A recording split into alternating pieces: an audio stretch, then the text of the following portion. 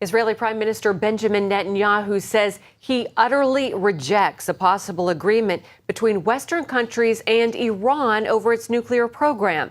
Netanyahu says Iran would get what it wants, primarily the easing of sanctions, and says Iran would not have to cut back on its nuclear enrichment capability at all.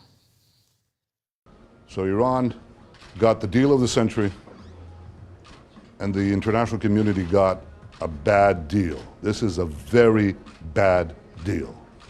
And Israel utterly rejects it. And what I'm saying is shared by many, many in the regions, whether or not they express it publicly. Israel is not obliged by this agreement, and Israel will do everything it needs to do to defend itself and to defend the security of its people. Because they got everything and paid nothing. Netanyahu has repeatedly threatened to attack Iran's nuclear program if necessary to prevent it from building nuclear weapons. Meanwhile, Secretary of State John Kerry emphasized today an agreement has not been reached between the West and Iran. Kerry made those comments in Geneva, where the talks over Iran's nuclear program are being held. Kerry says there are still some very important issues that need to be resolved before sanctions are reduced. CBN senior editor John Waggy is in our Jerusalem bureau, and he joins us now with more. John, how would you describe the reaction of Israeli Prime Minister Benjamin Netanyahu? Well, Mark, I cannot recall a time when a prime minister on his own soil with a U.S. Secretary of State, also on Israeli soil, has reacted with such anger and with such real defiance and forthrightness in terms of opposing U.S. policy. I can't remember a time when there was a more upset prime minister than Benjamin Netanyahu today. John, if the U.S. and other nations reach an agreement with Iran, where does that leave Israel?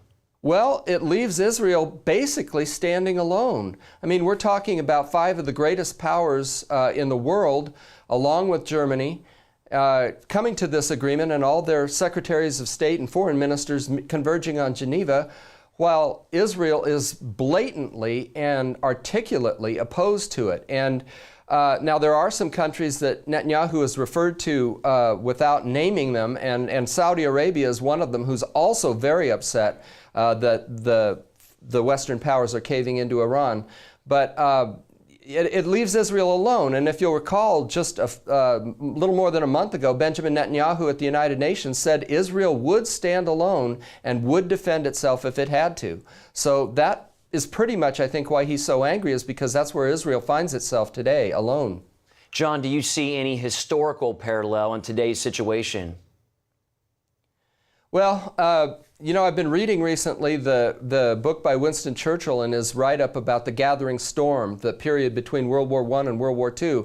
And Churchill was trying to warn the world alone, essentially, about the problems and the real danger posed by Germany. And even though Iran looks weaker to the rest of the world and just a collection of mullahs and everything, Netanyahu, I think, believes that he has a Churchill role here, where he is warning that these nuclear weapons pose an existential threat, not only to Israel, but to other Western nations, and especially Europe, and interests that the United States holds dear. So, you know, there is a historical parallel. The appeasement sometimes results in war, and that can be a very unpleasant and dangerous thing, and I think that's Netanyahu's message now. And being in Jerusalem right now, quickly, have you been able to gauge the reaction of people there to all of this? Well, I think the general reaction, you know, this fell on a Sabbath, on the Shabbat, and so people are getting ready for that. But I think there's a fair amount of unity here. I don't think you're going to see a lot of protest from Netanyahu's political opposition, and I think the government itself is very united by this, and polls show that Israelis approve of the hard line that Netanyahu's been taking for months, if not years, against the Iranian government. All right, CBN senior editor John Waggy, thanks for your insights, John. Thanks, Mark.